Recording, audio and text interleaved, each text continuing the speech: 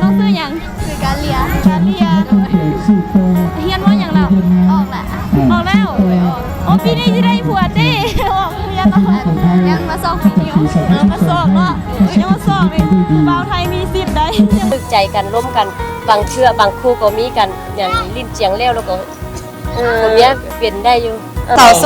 ดเขาจะมาหาคู่ก็จะมางูโยนมาโคนยังสิปีนี้สิได้แล้วผู้บ่าวน่ะ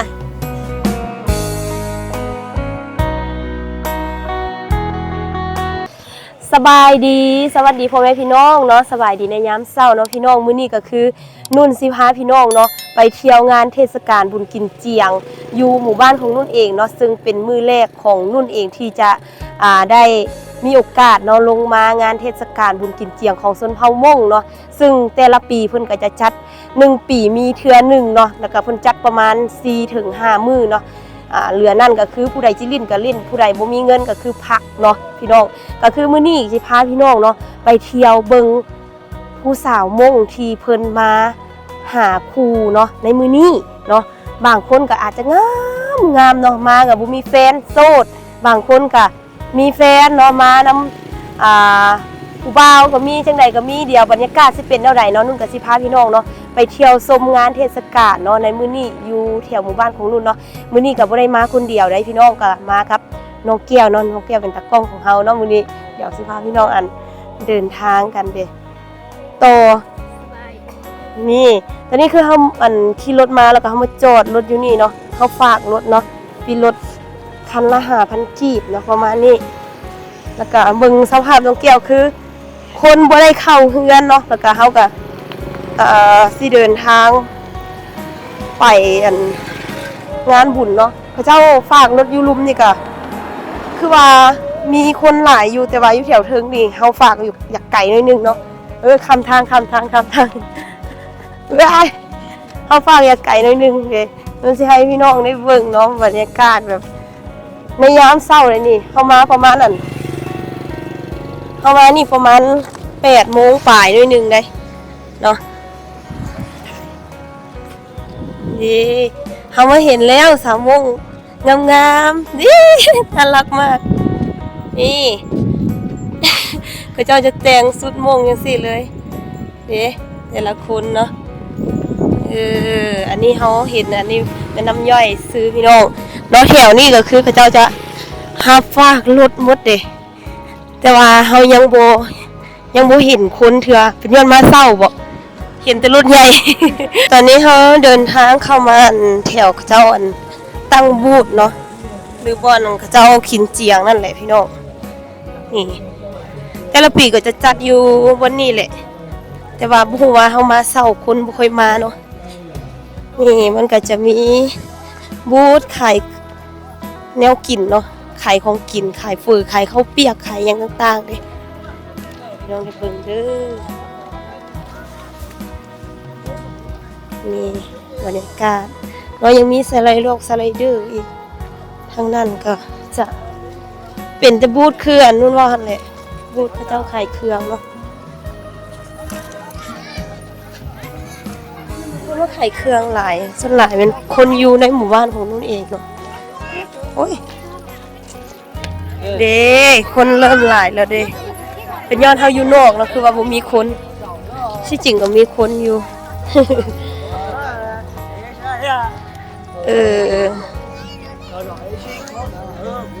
นี่พระเจ้าจะแต่งตัวเป็นชุดเผ่ามงสลายบ่แต่งเผ่ามงนี่เป็นคนบ้านเฮานี่แหละมาเลาะเนาะ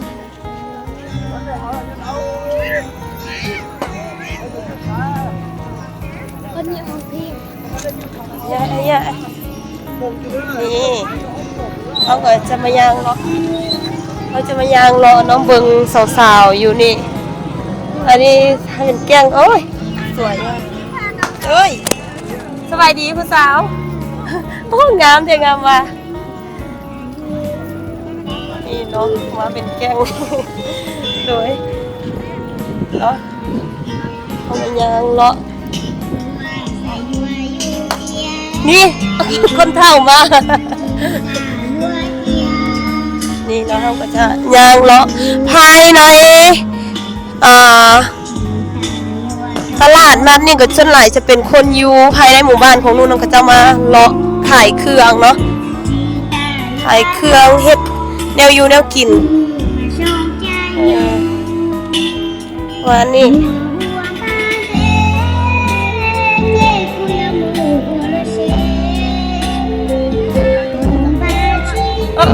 ในแกงนี่ก่อนมารออันห้านขายเครื่องของเอื้อยนุ่นก่อนนี่เนาะเรามาขายหลายมือแล้วได้ขายอยู่วะได้ขายอยู่วะ ชอบเรียนนั้น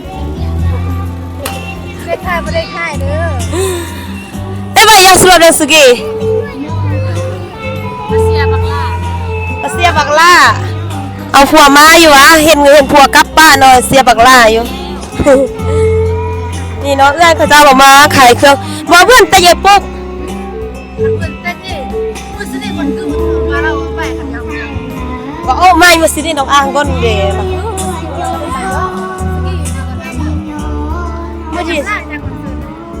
หลังจากที่เขาไปหาดเอื้อยเนาะเขาก็จะพาพี่น้องเนาะมาเลาะแถวเดินไม่ค่อยมีคนมื้อนี้ว่าเอามามื้อนี้เป็นมื้อที่3แล้วพี่น้องเขาเจ้าจะมีการโยนหมากคอเนาะแต่ว่าสาวโสดบ่าวโสดเขาเจ้าจะมาหาคู่ก็จะมางูโยนหมากคอจังซี่นี่ถ้าฮักบ่ได้อันเฮาปล่อยนี่ถือว่าเฮาบ่ได้ฮับฮักเขาเจ้าว่านี่มีแต่คนงามๆเนาะนี่ผู้ชายเนาะแต่งตัวสุดมีเอกลักษณ์เนาะนี่จะมีเวทีให้อันเฮาคนที่มีความสามารถเนาะมาร้องเพลงหรือว่ามาเต้นมาอย่างแล้วแต่เนาะนี่แต่ละปีเขาเจ้าก็จะจัดแบบนี้เนาะผู้ใดที่แบบว่ามีความสามารถก็สามารถมาแสดงออกได้เนาะคนโบราณพี่น้องว่าอันนี้เขามามื้อที่3คือรุ่นว่าอันไหนเด้น้อยแล้วเนาะนี่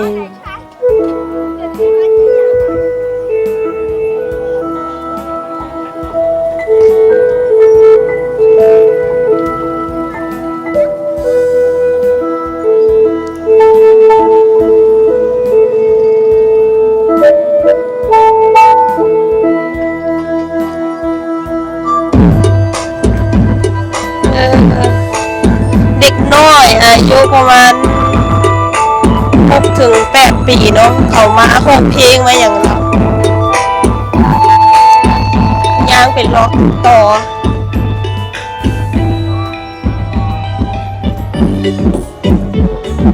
อยู่กลางเดินตอนเช้านี่เขาเจ้าจะได้บานเนาะแต่ว่าเขามาบ่ทันตอนเช้าเลย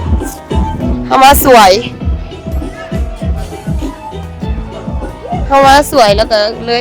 บ่ได้เห็นเขาเจ้าเตะบานซ้ำมาประมาณ8 โมงป่าถึง 9 โมงเนาะเดี๋ยวนี้ยังมีแต่คนเลาะเนาะยางเลาะแล้วก็ถ่ายรูปอย่างเดียวแถวหมู่บ้านของเขาประมาณนี้มีเดินหญ้าเทียมบนเดียวนี่เนาะแต่ละปีเขาเจ้าจัดงานก็จะเป็นบอนนี่เลยมีสาวๆมาลิ่นเนาะหลังจากที่เขาเลาะเนาะตอนนี้คือไปเอาหลานมาได้คนหนึ่ง2 3ให้เขาเจ้ามาโยนหมักโพงเนาะอันเมื่อเวดูย่าวันเวดูนี่แหละแล้วว่าเราอันโยนหมักโพงแม่นนะสั่นยิ่งหมักโพงเราบ่เป็นโยน มันจะใหญ่กันดิ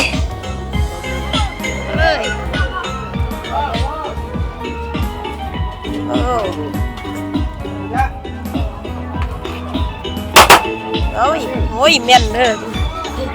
สมกับความมาอยากมานะเมื่อกี้ที่มาแก้วโยนได้ปะยิ่งได้ปะบ่เป็นเป็นบ่ได้เลยได้แต่ลูกเดียวลูกนึง10,000นะโอเคได้น้ำแล้วลูกนึง10,000เดี๋ยวจิจ่ายให้ฮะก็หันเลยจิจ่ายให้ยิ่งอีก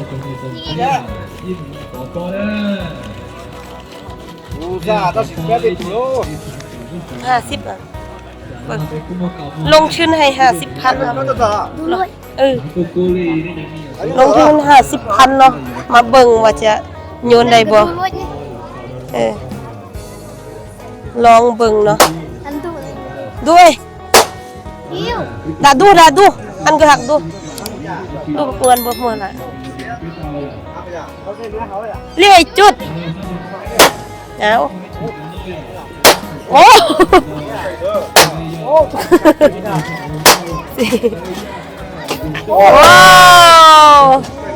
เอาน้ำยังเลือกมาเนี่ยเอาเลือกเอาอันนี้มันเสื้อนึงเอานี่สวงซะได้ซีเนาะ คิวว้าวคิว เดี๋ยวฝากก่อนไอ้จุดเจ้าทอน คือมันมาก โอเค ได้แล้ว4เขาจ่ายเงินไป60,000เขาได้4 ลุกทุนเขาลุกทุนเจ้าของลุกทุนจ่ายรอบหน้าเอาอีก12,000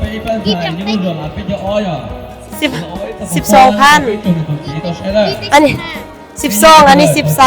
13โอ้ยกำไรล้วนๆจะยิงอีกวะ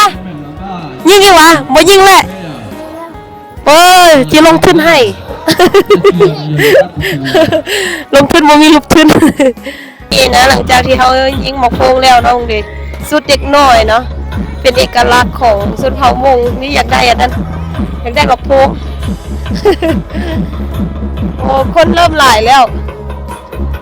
นี่นะโอ้โหเนาะเจ้าใส่สุดเป็นเอกลักษณ์ของตัวเองเนาะเป็นคนงามแต่ว่ามือที่แบบว่ามีคนหลายกับมีมือคนบ่หลายกับมีอะนะเอามามื้อนี้มันบ่ถึงมือผู้จักเนาะเอาสิไปเลาะอันหากลุ่มสาวๆนี่ก่อนเนาะแข่งสาวๆนี่นี่มันจะคนสวยๆคนงามหมดสบายดี อยู่บ้านใดโอ้ยอยู่บ้านเอื้อยได้นี่ เต็งตัวว่าคงงามนี่สุดสนพาวโมงเนาะมื้อนี้มาน้ำไผ่มื้อนี้มาน้ำแม่เนาะนี่แม่เป็นคนไทยปลูกให้เนาะมันลูกแต่ละคนสบายดีอยู่บ้านใดนี่เอาคือบ่เคยเห็นว่าบ่เคยเห็นแม้แต่คนงามโสดบ่นี่มีแฟนแล้วมาเลาะได้เนาะมื้อนี้มาคนเดียวมานำพ่อแม่อ๋อมาโลได้เนาะรถแถวเดินนี่มันจะเป็นสวยละครบ่มีไผแล้วงามทุกปีเด้อเอ้ย เนาะปีนี้เพิ่นก็งามคือเก่าแต่ว่าลูก2แล้วลูก2ก็3ลูก3ยังงามคือเก่าปีนี้ยังหนุ่มอยู่โอ้ยังงามยังหาแฟนได้อยู่ยังหาแฟนได้อยู่อันเอ้ยอันเขาถามเนี่ยแบบเขาเจ้าโยนหมักคอนนี่แบบว่าเขาเจ้าซื้อถึงอย่างแบบว่าเวลาโยนหมักคอนแบบนี้เขาซื้ออย่างล่ะแบบว่าอันมีบุญมีงานส่วนเฮาโมงเขาเจ้ามาโยนหมักคอนนี่แบบว่าอันว่าเฮาเป็นนุ่มสาวกันนี่มันเฮาโยนแบบหาคู่บ่หรือว่าจังได๋หมายถึงหยัง อันเพราะว่าปีหนึงมีแต่เทื่อเดียวเนาะแล้วก็อันนี้นี่แม่นอันจะได้ไม่ซื้อว่าจะได้ สมมุติว่าเอ้ยก็โสดแล้วผู้บ่าวก็โสดมาโยนหมักคอนนี่เฮาสามารถโยนล้มกันไปได้บ่ ได้ท่านว่าอันล้มเขาโยนไปเนาะถึกใจกันล้มกันบางเชื่อบางคู่ก็มีกันอย่างลิ้นเจียงแล้วก็คนเนี้ยเปลี่ยนได้อยู่ จีบกันเนาะ จีบกัน ระหว่างที่โยนหมักคอนได้เนาะ ท่านว่าอันแบบเขาคือเอ้ยก็คือกันเนาะท่านว่าเขาโสดนี่ผู้ใดเขาบ่มักนี่เขาบ่โยนเลย เอ้าเป็นยัง เขาบ่อันเขาบ่สนใจเขาเนาะเพราะว่าเขาบ่แม่นสเปคเฮาเด้ อ๋อ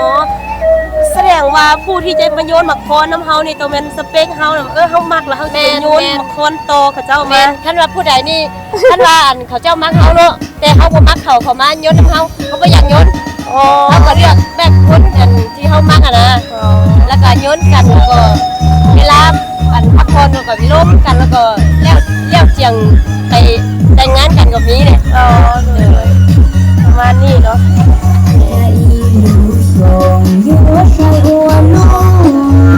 ตอนนี้คือเฮายางเราไปเรามาเนาะหิวข้าวมาสั่งตำบักหุงแล้วพี่น้องสั่งอยู่หันเอื้อยเขาเนาะสั่งตำบักหุงแล้วก็สั่งไม่อย่างแก้ว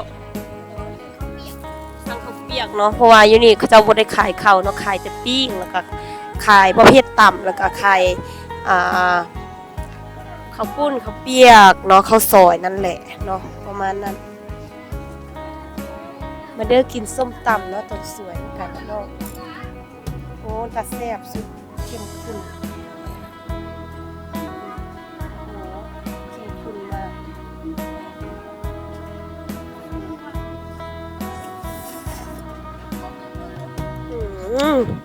ยังไง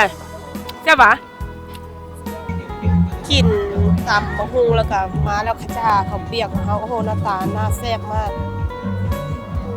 เยอะด้วยช่วยเท่าไหร่บ่ฮู้แต่ว่าหิวข้าวแล้วก็สั่งมาเนาะมากินข้าวสวยน้ำกันเด้อพี่น้องบ่มีข้าวเนาะกินเฝอข้าวเปียกจบของน้องแก้วยังบ่ได้เทื่อเนาะได้อันของนุ่นก่อนแต่นุ่นให้น้องแก้วว่าทานน้อยนึงเนาะบุญนึงจะมาแล้วของเราเนาะยังบ่ได้เนาะนำบ่โฟดเทื่อซั่นคนเริ่มหลายแล้วพี่น้องว่าสิกลับหลังจากที่กินข้าวแล้วก็เห็นคนเขาเจ้าเข้ามาเนาะเริ่มโยนหมักคอนก็หลายขึ้นเนาะหลายขึ้นว่าแดดแห้งว่ะนี่สุดเป็นเอกลักษณ์ของเจ้า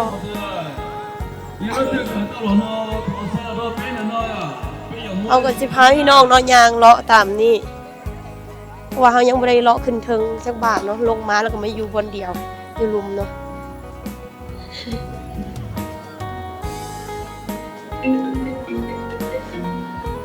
เจ้าเฮ็ดสุดเป็นเอกลักษณ์เนาะโอ้งามสุดในเฮ็ดเป็นแบบใดก็งาม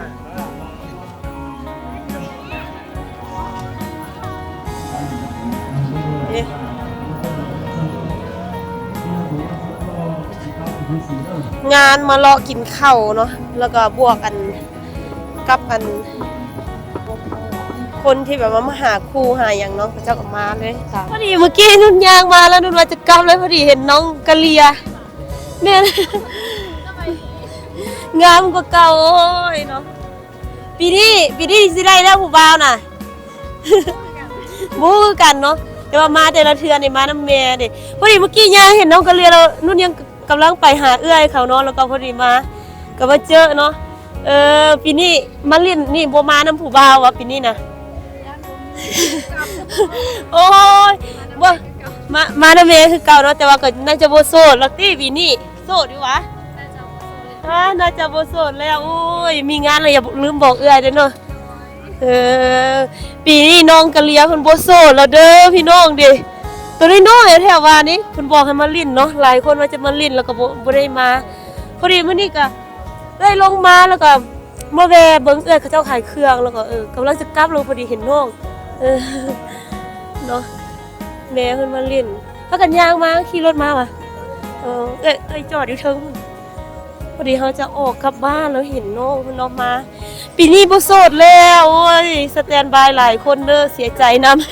ำปีนี้บ่ได้ใส่ชุดม่งมาเนาะมายางเลาะซื่อๆเนาะเนาะมื้อวานซื้อไปลิ้นอยู่น้ำท่วมว่ะบ่ได้ไปลิ้นใส่โอ้อยู่เฮือนแต่เอ้ยบ่เห็นแต่ว่าน้องกะเลียยังอยู่เฮือนเอ้ยถามเดียเนี่ยเดียว่าอยู่หั่นแหละแต่ว่าอยู่ในเฮือนเนาะเดี๋ยวแม่ก็ขออนุญาตกลับบ้านนี่โอ้ยเนาะปิดคลิปแบบน่าฮักให้เด้อบ่ได้เจอกันแล้วน้องสิแต่งงานแล้วได้ปีนี้นะผู้ใดที่แบบสะดวกเนาะโอนเงินนั่นซวยค่าดองเด้ใส่ซองนักๆให้น้อง โดยเดี๋ยวเอ้ยสิมาหาดอกบ้านไกลเฮือนเคียง